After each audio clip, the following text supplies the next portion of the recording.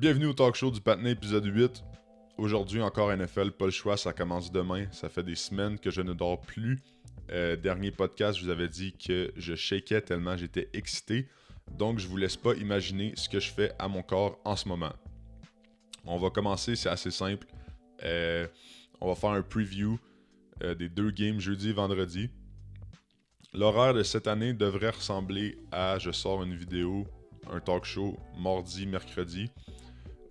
Pour faire un résumé de ce qui s'est passé du week-end, faire un résumé de ce qui s'est passé lundi, puis faire un preview pour la game de jeudi.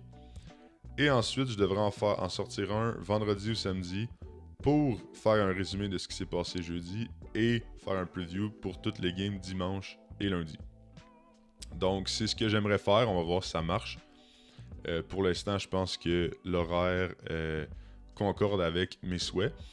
Donc aujourd'hui, comme j'ai dit, ça va être un petit preview sur les deux games. Donc c'est parti, mon kiki. Donc on va commencer chronologiquement avec la game des Cowboys contre les Eagles. Je pense que c'est pas très dur, c'est assez straightforward comme game. Je vois les Eagles gagner. Pour mes amis bettors, je pense pas que ça sert à rien de toucher au spread ou au money line, c'est juste une attrape. Je pense que j'irai plus vers les player props. Je vais y aller avec un score. Je vais prédire Eagles 32, Cowboys 17.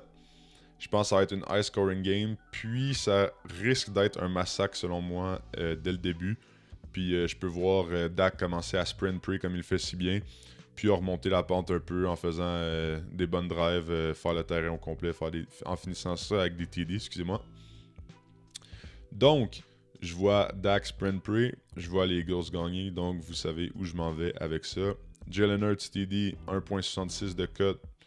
Ça va, ça a ouvert à 1.95. Moi, j'ai pu en profiter. Ceux qui ont pu en profiter, shout out à vous aussi. Mais je te dirais que la play prop qui m'intéresse le plus, c'est Devontae Smith, 2.50 pour un TD. J'ai quand même des bons souvenirs, des bonnes images en tête en ce moment de Devontae Smith qui dissèque la défense des Cowboys. Je me base sur absolument rien, j'ai fait aucune recherche, je me base juste sur ce que j'ai vu dans les dernières années. Je me rappelle de plusieurs games avec 2 TD ou plus dans la même game. Donc je vais aller avec Devontae Smith TD 2.50. Je pense que c'est... Ben regarde, il n'y a pas grand chose à dire. Je trouvais déjà les Cowboys ass avec Micah Parsons. Donc sans, vous imaginez même pas. D'après moi, ça va compétitionner pour la dernière place avec les Giants. Évidemment, j'abuse peut-être un peu, mais j'aime bien ce que les Giants font. Donc ça reste à voir. Ça a juste downgradé depuis l'année passée. T'as pas le running back. Ben, t'en as, mais c'est pas des clear number one. T'as un corps arrière qui se blesse souvent. T'as un star receiver, j'adore CD, mais c'est une petite diva, donc il peut partir n'importe quand. Puis, t'es allé chercher pour aucune raison un receveur numéro 2 qui est peut-être encore pire que l'attitude de CD Lamb. Donc, vous pouvez voir que les Cowboys, j'en ai rien à foutre. Ils sont éclatés au sol. Victoire des Eagles assez facilement. Pour la deuxième game, je pense que ça va être assez un classique Chiefs dont ils nous ont habitués les dernières années.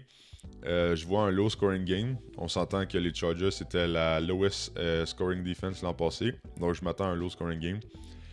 Surtout sur un terrain éclaté au sol comme au Brésil comme on a vu l'an passé. C'est absolument ass comme terrain. Je vais prédire 17-14 Chiefs. Classic Chiefs qui vont réussir à s'en sauver en fin de game avec soit une décision de l'arbitre ou un field goal avec une bonne drive de Mahomes. J'ai parlé des arbitres justement. Ben, je pense que c'est encore same old Chiefs. Je pense que les arbitres vont continuer à les suck, puis nous on va continuer à se plaindre. Je pense que c'est juste le cercle de la vie maintenant. Il va falloir s'y habituer. Tant aussi longtemps que Patrick Mahomes est là et Travis Kelce.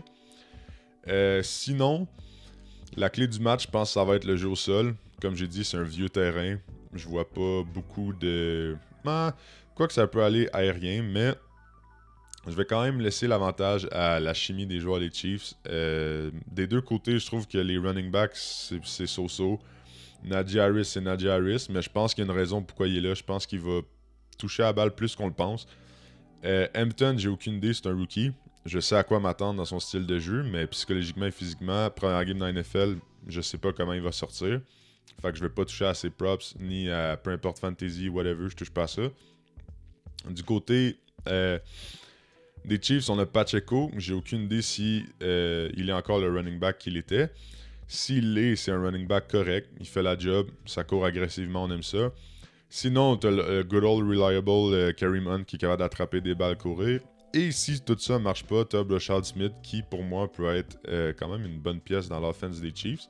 Je crois qu'il a le skill set. Un peu un mélange de Pacheco et Kareem Hunt. Donc, pourquoi pas? Je pense que les Chiefs n'ont... Comment dire, ils se sont pas montrés très timides à l'idée d'utiliser plusieurs backs durant une année, comme on l'a vu avec Clyde, on l'a vu avec McKinnon, peu importe. Puis je pense que Travis Kelce va avoir une bonne année cette année, mais je crois aussi qu'il va avoir une bonne joute.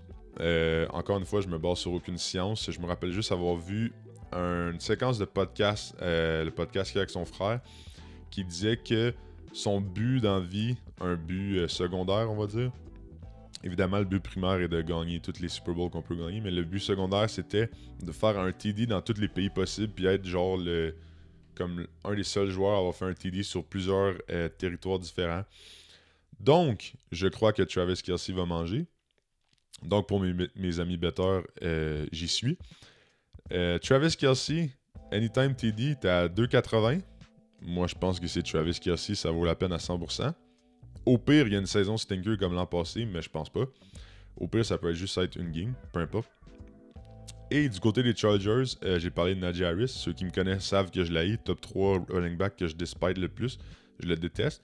Mais 22.5 rushing yards over pour 1,90. Évidemment, des player props, c'est toujours 1,90. Facile. Je vois pas pourquoi Najee Harris serait pas capable de courir 23 verges contre la défense des Chiefs sur un terrain pourri comme au Brésil. Je pense que tout le monde va être affecté par le terrain. Bref, c'est mes deux picks. Donc, comme j'ai dit, victoire des Chiefs controversée 17-14, low scoring game, pas très excitant, vieux terrain au Brésil. Mais, bon, whatever. Same old Chiefs, on est habitué. Donc, rien de surprenant là. Avant de finir cette vidéo-là, comme j'ai dit plus tôt, je vais essayer de sortir des vidéos mardi, mercredi et vendredi, samedi, faisant un preview et un résumé des games qu'il y a eu avant. On va voir comment ça marche. Je crois que mon horaire concorde avec mon souhait. Donc, je vous avertis, si vous faites partie de l'aventure, il va y avoir 2 vidéos par semaine faisant un résumé de tous les matchs. C'est pas compliqué. Chaque dimanche, lundi, jeudi, j'écoute la game au complet de A à Z. Puis, vous commencez à me connaître un peu. Le football, j'adore ça, j'en mange. Donc, ça risque de pas être un... Ça risque d'être plaisant à faire, on va dire. Donc, merci si vous êtes encore là. Épisode 8 du talk show du Patinet. J'apprécie tous vos likes, vos commentaires, vos shares, peu importe. J'adore. L'aventure ne fait que commencer. La saison de NFL commence demain, je le répète. Je sais pas à quel point je dis ça à chaque année, que c'est genre l'année que je suis le plus hype, mais je crois que cette année, c'est l'année que je suis le plus hype pour de vrai.